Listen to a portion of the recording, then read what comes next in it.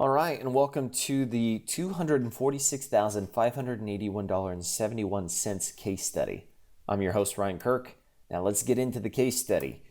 Here it is, 1512 East Ocean Boulevard, Newport Beach, California. This is all the way at the end of the Newport Beach Peninsula. If you've ever been down there close to the Wedge, the world famous Wedge, where it's just huge waves.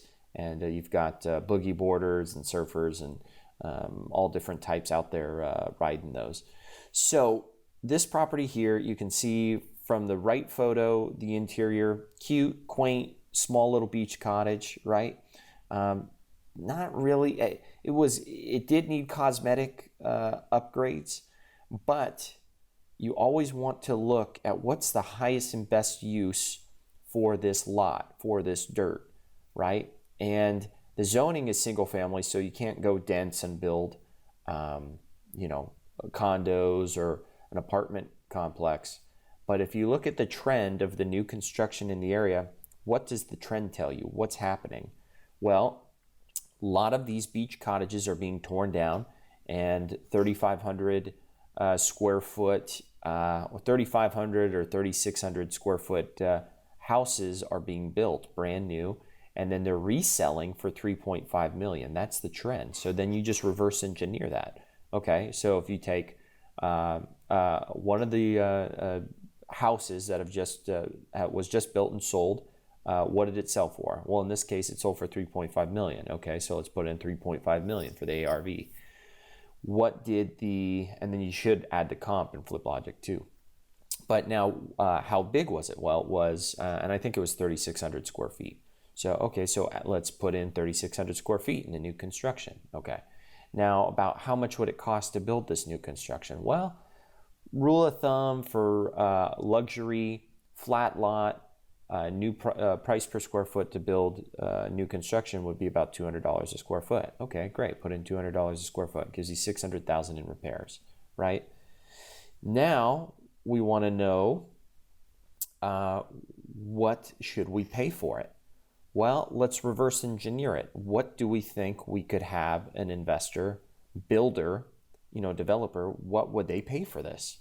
Well, you can look at that comp, right? The new construction comps, and see what did it sell for before the retail resale, right? What did they buy the dirt for? And you do the same thing on when you're doing flips. Any kind of flip, you always look at what did they pay for it before they, did the improvements or did the tear down and retailed it. What did they pay for it? In this case, they were paying, I think, 1.5 for the dirt. Now, also depending, you still want to reverse engineer it because maybe you could get more. Maybe that was a low sale. Maybe more time has gone on and the values have gone up. So always reverse engineer it, and that's what we're going to do right now. In this case, 155 is what this investor paid for it in this instance. I'm going to then add the repair costs or the new construction cost of $600,000. That gives us 2.15. And then I'm going to divide that into 3.5. And that gives us a price point of 61.4%. So the investor paid 61.5% of the ARV minus repairs is what the investor paid to for the dirt, tear it down, build brand new. That came out to about a 30% ROI. So again, if you were reverse engineering this, new development, rule of thumb is investors, they typically want to buy the land for a third, develop it for a third, and then profit a third. Or in other words, they usually want to generate about a 30% ROI. You will see it to where they'll even do it for less. Typically 25 to 30% ROI, but the rule of thumb is a third, and a third, right? Buy for a third, develop for a third, sell and profit for a third. So that's how this went down. So I knew I could sell it for about 155. So I asked the seller, and let's talk about it. The type was off market, right? Absentee owner, and this came from a direct mail campaign. So direct mail campaign. to absentee owners who have owned their property since 2003 or prior. So the motivation was the seller was having health issues. He had given power of attorney to his son. The son had called, said, "Hey, want to sell this thing? It's tenant occupied. What can you pay for it?" And I said, "Well, how much? What do you want for it?" And in this case, he said he would take 1.2. So that's why, let that be a key there. He who says price first loses, right? He who says price first loses. Always ask the seller. They may not give it to you. Most oftentimes they're going to say, "I don't know, make me an offer." But there are these circumstances like this where when you ask them, what do you want for it? If I were to pay all cash, right? If I were to pay all the closing costs and I was to close on the date of your choice, right? I'm using the law of reciprocity here. If I were to do all of that, what's the best price you can do for me? What do you want for it? And in this case, he said 1.2. And to which you should reply, "So let me, run your numbers and get back to them and let them know, hey, if I were to go ahead and write this up, with those terms, as I mentioned, and they wanted to close in 20 days. So if I were to write this up, 20-day close, pay all the closing costs, 1.2, is that a price and an offer you're willing to move forward on today?" And I remember this was like over a Memorial Day weekend. So they said, we're going to be, busy for Memorial Day weekend. Yes, those terms would work for us. Send it over and let's do it on Monday. I said, "You know what? Why don't you let me know when you're ready, and I'll go ahead and write it up and I'll send it over." So the thing is I did not want to have my offer sitting in their hands over that weekend, giving them that confidence that, hey, you know what? We have an offer, we have a deal in hand. Let's shop it a little bit over the weekend or take our time with it and see if we can get a higher offer. So it was very important that I was not going to give them the offer and put it in their hands until they had agreed that they would approve it and send it right back.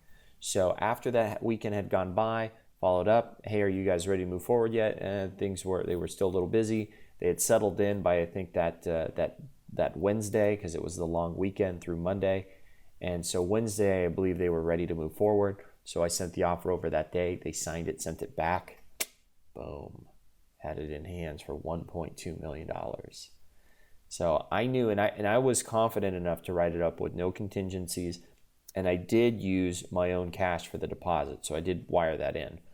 I don't recommend you do that. The other way that you could avoid doing that is give yourself a short contingency period. Maybe instead of the typical 10-day inspection period, maybe you're very confident in knowing you could move this very quickly. So give yourself shorter. Maybe make it a 7-day inspection period or a 5-day inspection period or a 3-day inspection period, something to shorten it and sweeten it up if you need to. And then this way, it still gives you time to, you're still going to have the 3 business days to wire the deposit in, unless you change that to 5 business days. So if you want to change it to 5 business days and give yourself that time, you can do that. And then you could still get away with, say, using a large deposit in this case of say 1%. So if you were to use 1%, that's going to be $12,000. So if you go 1%, and if you were to do, say, 5 business days on the deposit when the deposit's due, and you did a 7-day inspection period and a 20-day close, that's still a very strong offer, and that puts you in a position to where you do not have to wire a deposit for 7 calendar days. So you can market the deal to your builders, which in this case the builder came from my existing list. It was actually an agent on my list who brought me the builder, and I ended up paying him a commission because he knew the builder. This builder was big time, ready to go, ready to wire, with no contingencies. So that's what you would want to do. Also, the other thing I did in this case was I didn't. In looking back, I would just go ahead and do the assignment, but I was nervous about doing that, so I did a double closing, and I used private money to do the double closing, which meant that I wired my deposit in, right? My private lender wired the full amount to close plus all closing costs. I closed and took title. My investor that I was selling it to at 155, I signed a purchase and sale agreement with him, opened up a second escrow. He wired in his non-refundable deposit, and then wired his balance, and then I closed this, and then this one closed the next day. So that's what's known as a double closing.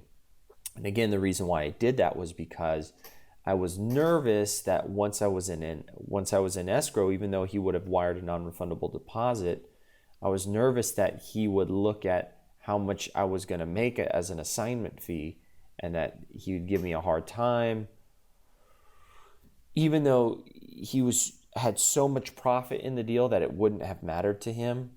I didn't want to give him a reason to thump me or to renegotiate price or anything like that. So I wanted to just remove that distraction completely with such a big assignment fee, and I wanted it to justify that amount with me closing and taking title and me actually being the seller, to where then, he couldn't argue. It gave him less reason to argue the price, although he still could have argued that. But the thing is that on his, it doesn't show up as an assignment fee on his HUD. The profit shows up on it's profit to me. It's not a fee to him. So it's a different mentality in a different arrangement. So again, now that I'm thinking about it now, I probably would do it the same way over again. Or you could move into it that way as the assignment. And if he gives you a hard time, you just let him know, you know what, I'm just going to close on it then if it's going to be that big of a deal to you. But again, if you always want to be sure that you're not going to be given a hard time over the assignment fee if it's too large. When I say too large, I mean this is large. Then just do a double closing. Just double close it. Otherwise, you do the assignment and you're gravy. All right. Would you have personally had to go see this property? No, it's not owner occupied. Again, if it's owner occupied, then you would have to personally go see it, because you do not want your investor fraternizing with your seller. You want to keep that arm's length. So non-owner occupied, it's fine. You don't need to personally go see it. You could be in another state. Your investors will go over there. They'll give you the green light. You send them the assignment and the purchase agreement, and the wire instructions, send them a purchase agreement, and then that's a wrap on that. So I hope this was a cool example for you. Obviously, this is, I think, a very rare case study, and it goes to show you the value of always looking at the underlying zoning and the trend of the comps, especially new construction comps in that area, to see what's the highest and best use for your lot. All right. So again, 10% of YouTube videos are watched until the end. If you're in that 10%, you're persistent, determined to succeed. I wish you much success. Thanks for watching, and January looks forward to working with you too.